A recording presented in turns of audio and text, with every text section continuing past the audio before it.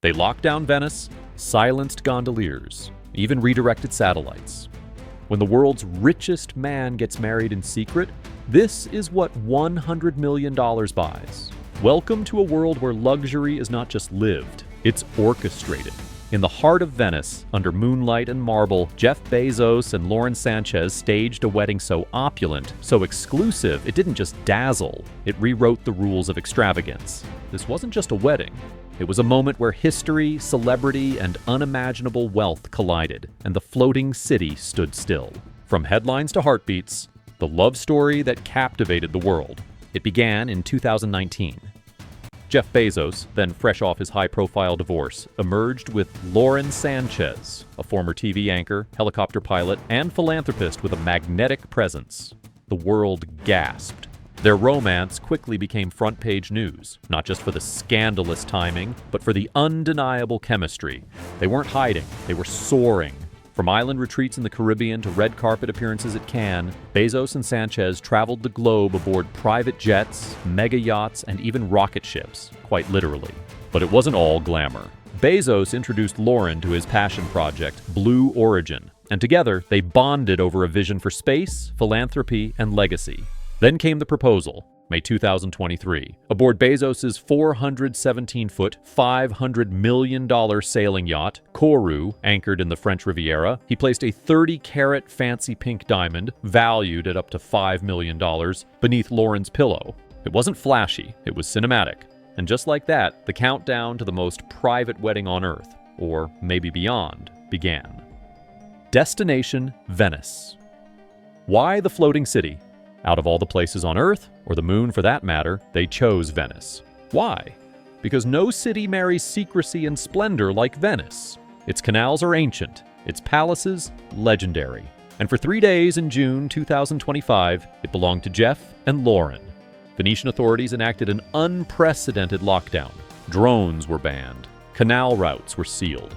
Entire islands were marked off-limits. Even the gondoliers, the soul of the city, were paid to stay silent. One local whispered, "It's like Bezos rented Venice." And he wasn't far off.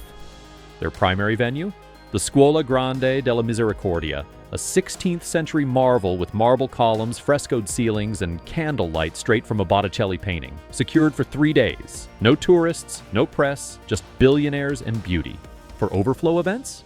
The historic Arsenale, a fortress-like shipyard turned palace, accessible only by water. And through it all, Koru, Bezos' giant yacht, floated offshore like a shadowy guardian. Whispers of protest, applause from power. Not everyone was impressed. As invitations flew to A-listers, so did banners from protesters. One activist message draped from a Venetian bridge read, "If you can rent Venice for your wedding, you can pay more tax." Environmentalists raised alarms. Locals feared the influx of paparazzi, private security, and disruption. But Venice's mayor, Luigi Brugnaro, clapped back. "I want Bezos welcomed with open arms," he said, praising the economic stimulus the wedding brought. He called the protesters a disgrace.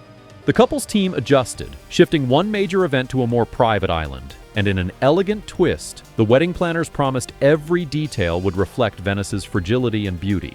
The star-studded guest list. Only 200 guests received invitations, hand-delivered in silver boxes with wax seals and personalized maps of Venice's hidden corners. The roster? A billionaire's dream dinner party.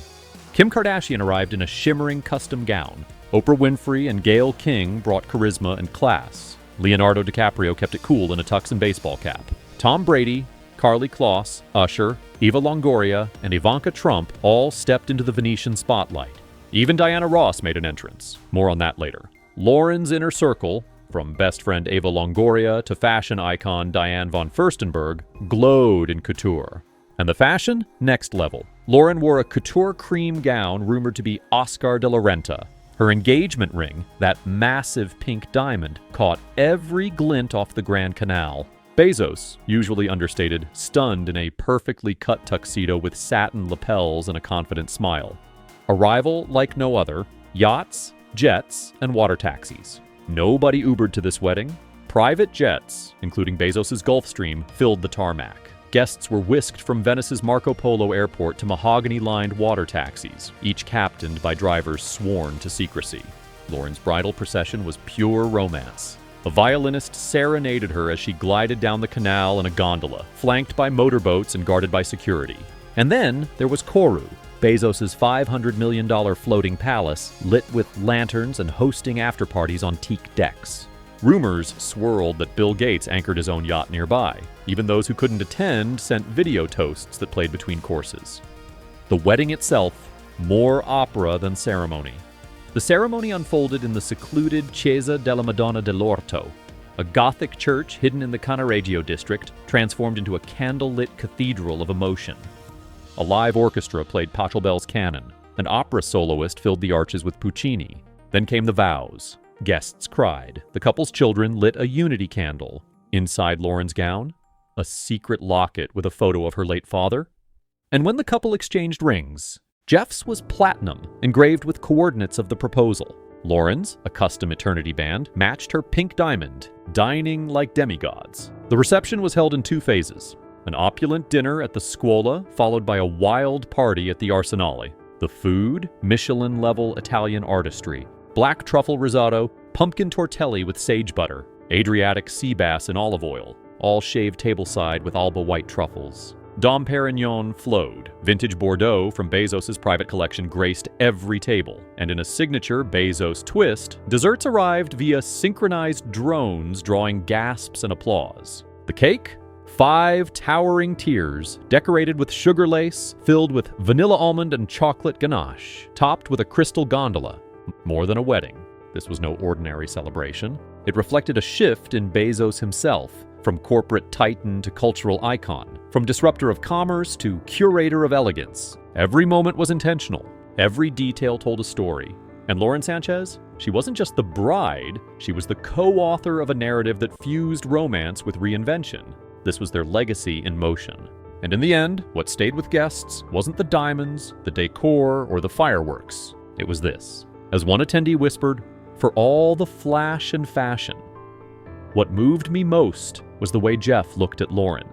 That wasn't money, that was love. A fairy tale etched in time. So what does $100 million buy? A city, a spectacle, a moment? But more than that, it buys memory, meaning magic. Jeff Bezos and Lauren Sánchez didn't just host a wedding, they crafted a masterpiece, a living opera of love, legacy, and limitless possibility.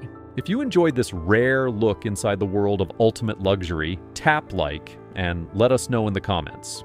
What surprised you most about this billionaire wedding? And if money was no object, what would your dream wedding look like? Don't forget to subscribe to Luxury Buzz for more journeys into the lifestyles of the world's elite. From yachts to royal mansions, we're just getting started.